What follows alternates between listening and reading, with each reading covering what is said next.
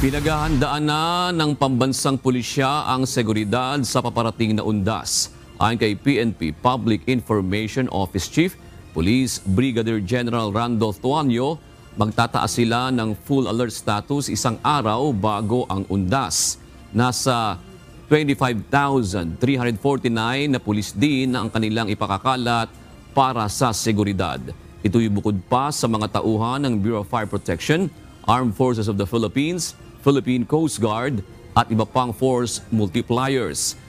Kasamaan niya sa babantayan ng mga pulis ay ang mga sementeryo, columbarium, sitwasyon ng trapiko at iba pang matataong lugar.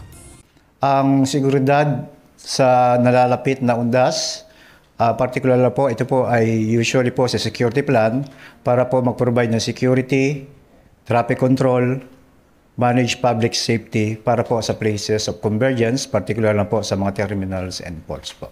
Usually po, 85% o nagiging full alert ang status ng Philippine National Police kaugnay po na tuwing dumaraan po yung undas po.